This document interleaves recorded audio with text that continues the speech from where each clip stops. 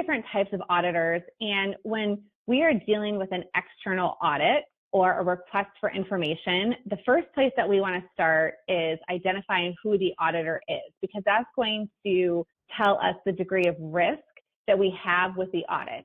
There are different types of auditors, and I will put them in categories. If you could color code them, we have our auditors that are relatively low risk, so we can categorize them as green. We have auditors that are moderate risk, so I would categorize them as, or color code them as yellow. And then we have auditors that should, when we get a letter from them, you should be on high alert. You should be putting them in the red category, where we should be really concerned that there's probably an issue, either from a data mining perspective, we're doing something wrong that has alerted the government or the payer, or we have a potential whistleblower, a patient or an employee that has tipped off the auditor as to an issue. So we're going to start with kind of the low risk, the green category, and these are audits that are going to be performed by your MAC, your Medicare Administrative Contractor.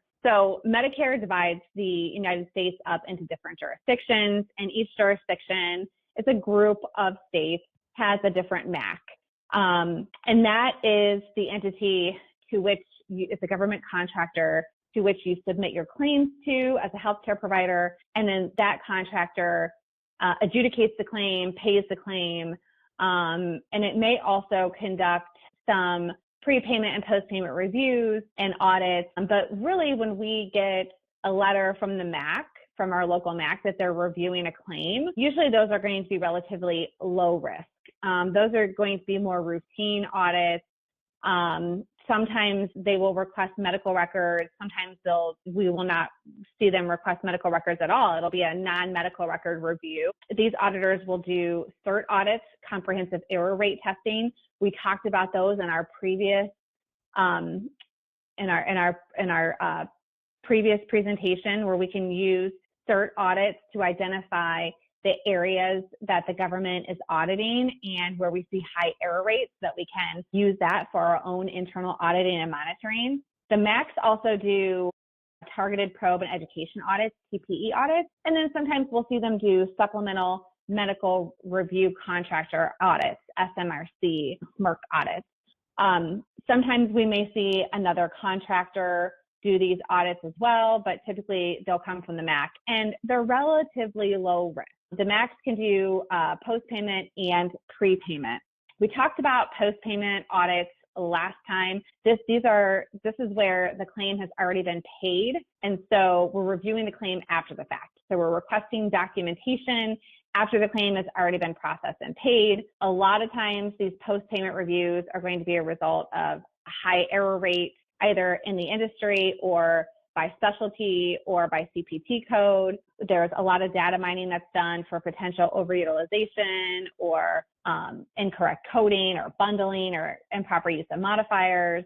But again, you want to use the information that we have available to us so that we can do our own internal audits, so that we can minimize our risk of a post-payment audit by a contractor. These reviews can be done on site, or they can be requested via mail. Usually it's going to be requested via mail. If you get a request to have medical records reviewed on site or pulled on site, that should be high alert. And we'll talk about the contractors that would come on site to do that.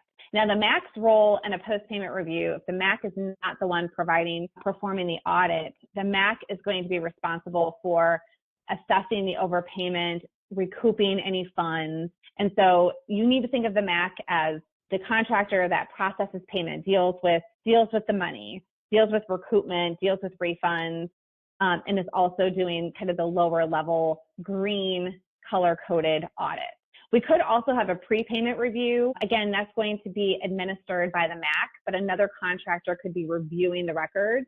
And this is going to be a review of the documentation before the claim can be adjudicated. And so when the claim is submitted, this is on the Medicare side, the provider is going to receive an additional documentation request, and the medical record must be submitted 45 days after the ADR is issued, and the contractor will have 30 days to review the medical records and then determine if the claim should be paid.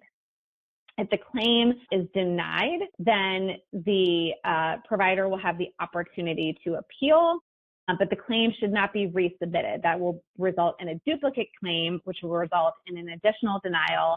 And that is often something that I see happen on prepayment review, is the provider will just submit the claim over and over and over again when it's denied, rather than appealing. If you are put on a prepayment review, that is really in the yellow to red category. That means that you have something really inherently erroneous going on with your documentation, your coding, your billing, where the contractor does not want to pay you until your documentation is reviewed. So they are not willing to do the pay and chase model on a post-payment review, right? We'll pay you and then we'll audit you later. There is something that they need to stop payment before it even goes out. So if you're on a prepayment review, it's very likely that you are billing inherently risky codes, or you've had other audits that have very high error rates, and there's something within your documentation or coding or billing that really needs to be corrected. And at that point, I would recommend that you look at implementing a corrective action plan if you're put on a prepayment review. We can also have what's called prepayment edits.